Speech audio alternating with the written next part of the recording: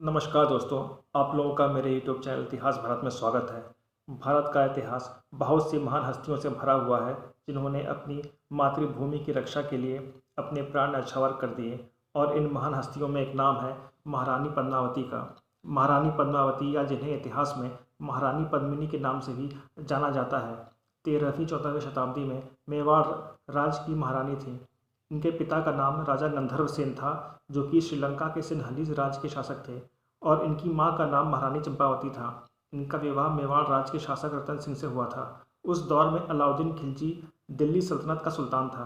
अलाउद्दीन एक महत्वाकांक्षी शासक था। गुजरात और रणथंभौर फतेह करने के बाद उसने मेवाड़ को फतेह करने का निश्चय किया। मेवाड़ आक्रमण के पीछे दो प्रमुख कारण थे। सुल्तान अपने राज की सीमा का विस्तार करना चाहता था, इसलिए उसने मेवाड़ फतेह करने का निश्चय किया। वह महारानी पद्मावती को प्राप्त करना चाहता था, जिनके अनुपम सौंदर्य की प्रशंसा उसने सुन रखी थी। मेवाड़ विजय के लिए सुल्तान सन 1303 ईस्वी में अपनी सेना लेकर दिल्ली से निकला और उसने मेवाड़ की राजधानी चित्तौड़ के किले का घेरा डाल दिया। 5 महीने के घेरे के बाद भी सुल्तान किले पर अधिकार करने में सफल नहीं हुआ। राजपूतों ने कड़ा प्रतिरोध किया, लेकिन सुल्तान की विशाल सेना के सामने उनका प्रतिरोध असफल हुआ।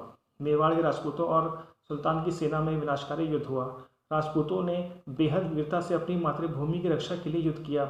सुल्तान राजपूतों की वीरता से इतना क्षुब्ध हुआ कि उसने नरसंहार की आज्ञा दे दी। उसने एक दिन में ही 20,000 राजपूतों का वध करा दिया।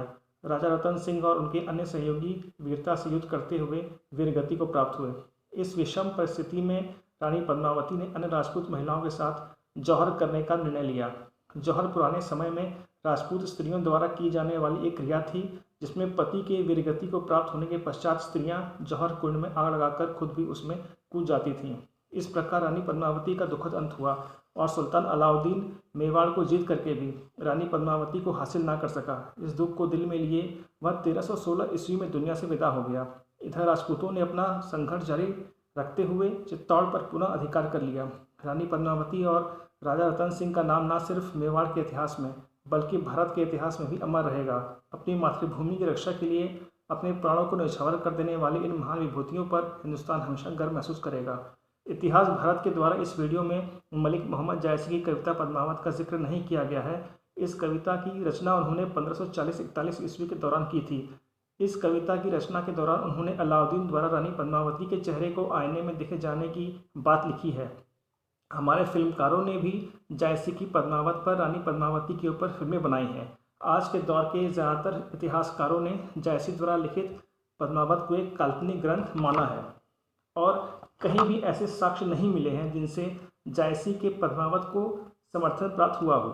इसलिए ये ज़रूरी है कि इतिहास में फूंक फूंक कर कदम रखा जाए और किसी भी ग्रंथ अथवा पुस्तक की सत्यता को जाने बिना उस पर विश्वास ना किया जाए। इतिहास भारत के सौजन्य से आप लोगों को आगे भी इतिहास से संबंधित महत्वपूर्ण जानकारियाँ मिलती रहेंगी। धन्यवाद।